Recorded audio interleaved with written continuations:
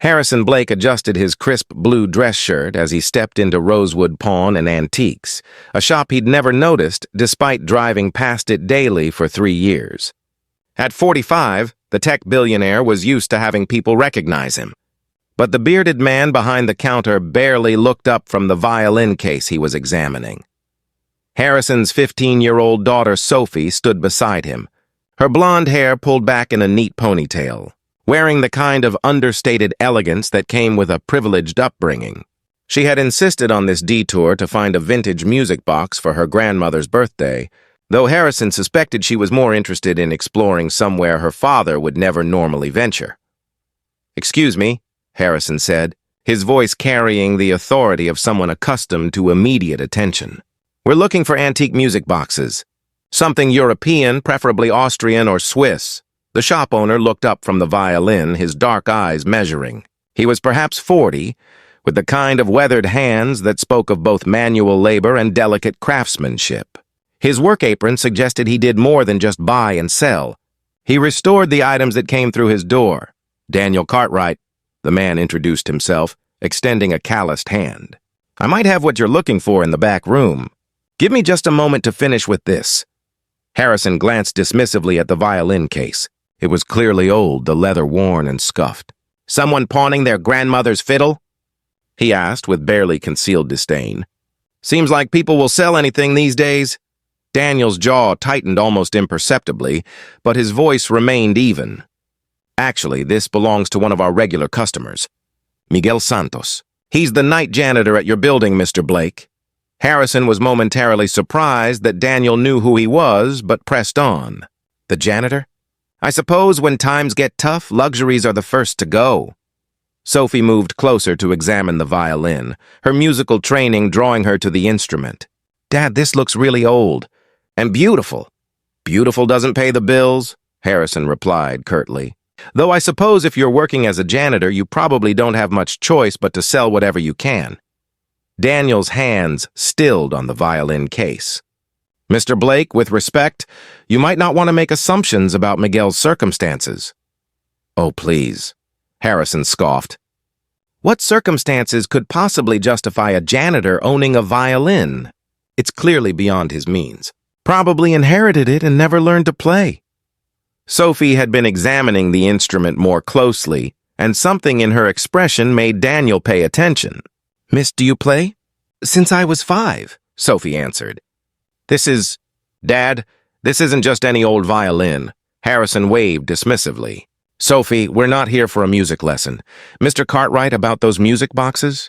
But Daniel was watching Sophie's face as she studied the instrument. "What do you see?" he asked her quietly. Sophie's voice was filled with growing amazement. "The wood grain, the varnish, the way the scroll is carved. Dad, I think this might be really, really valuable." "Don't be ridiculous," Harrison said impatiently. "If it were valuable, would a janitor be pawning it?" Daniel had reached his limit with Harrison's condescension. "Mr. Blake, would you mind if your daughter played it? I think you might learn something." Before Harrison could object, Sophie had carefully lifted the violin from its case. The moment her bow touched the strings, the shop filled with the most exquisite sound Harrison had ever heard. The instrument seemed to sing with a richness and depth that made his expensive home sound system seem hollow by comparison. Sophie played a piece by Bach, her skilled fingers drawing music from the violin that seemed to transform the very air around them. When she finished, there was profound silence in the shop. "My God," Sophie whispered, cradling the violin like a precious child. "Dad, this is a masterpiece. The resonance, the tonal quality. I've never played an instrument like this." Daniel nodded solemnly. "That's because you're holding a 1923 Giuseppe Fiorini violin. It's worth approximately $200,000. Harrison's face went white. "That's impossible. A janitor doesn't own a violin worth more than most people's houses." "Miguel Santos," Daniel said quietly, "was the principal violinist for the Barcelona Symphony for 23 years. He came to America 15 years ago, hoping to join a major orchestra here. But his accent was thick, his credentials were hard to verify, and orchestra positions are incredibly competitive. He took the janitor job to support his family while he auditioned." Harrison felt the ground shifting beneath his assumptions. But surely someone with his talent, Daniel continued, has been playing for tips in subway stations on weekends, giving private lessons to children in his neighborhood for $20 an hour, and maintaining his skills by practicing in empty office buildings after hours. Sophie was still holding the violin, her eyes bright with tears. Dad, he's been playing in our building? All this time? Every night after he finishes cleaning, Daniel confirmed. Usually around midnight, in the conference room on the 40th floor. He says the acoustics remind him of the concert halls he used to perform in. Harrison sat heavily in a nearby chair, the weight of his prejudice settling on his shoulders. Why is he pawning it now? Daniel's expression softened. His granddaughter was accepted to Juilliard. Full scholarship for tuition, but she needs money for living expenses in New York. Miguel would rather sell his most precious possession than let her miss this opportunity. Sophie carefully placed the violin back in its case, her movements reverent. Dad, we have to do something. Harrison was quiet for a long moment, thinking of all the times he'd walked past Miguel in the hallways, never really seeing him, never acknowledging that the man emptying his wastebasket might have once commanded standing ovations in some of Europe's finest concert halls. Mr. Cartwright, Harrison said finally, I'd like to buy this violin. It's not for sale, Daniel replied. It's collateral for a loan. Miguel has 6 months to reclaim it. Then I'll pay off his loan, Harrison said firmly. And I'll cover his granddaughter's living expenses for all 4 years at Juilliard. Sophie threw her arms around her father's neck. Really, Dad? Harrison nodded, but he wasn't finished. And I'd like to arrange something else. My company hosts a charity gala every year. This year, I'd like Miguel to be our featured performer. Daniel's stern expression cracked into the first smile Harrison had seen from him. I think Miguel would like that very much. Though I should warn you, he'll insist on earning it, not just accepting charity. Fair enough, Harrison said. Sophie, would you be interested in taking lessons from a former principal violinist? Sophie's face lit up.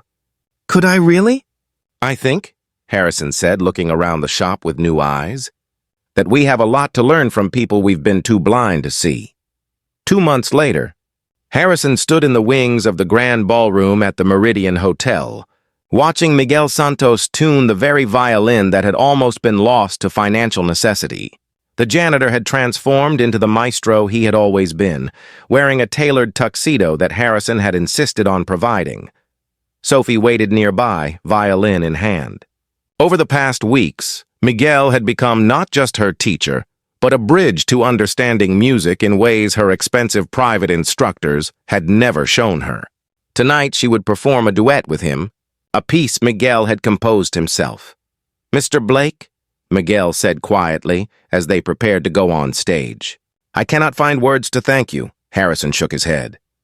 Miguel, you've given my daughter something far more valuable than I gave you. You've taught her that true mastery comes from passion and dedication, not just privilege. As Miguel and Sophie took the stage to thunderous applause, Harrison realized that the most important lesson hadn't been his to give, but his to receive. He had learned that worth cannot be measured by job titles or bank accounts, and that sometimes the most extraordinary people are hiding in the most ordinary places, waiting for someone to truly see them. The music that filled the ballroom that night was more than just notes and melodies. It was the sound of assumptions crumbling, of prejudice giving way to understanding, and of two families whose lives had been forever changed by the simple act of listening, really listening to what someone else had to offer. In the audience, Daniel Cartwright smiled as he watched the performance, knowing that sometimes the most valuable things that come through his shop aren't the antiques and instruments, but the opportunities to connect human hearts across the artificial barriers that too often keep us apart.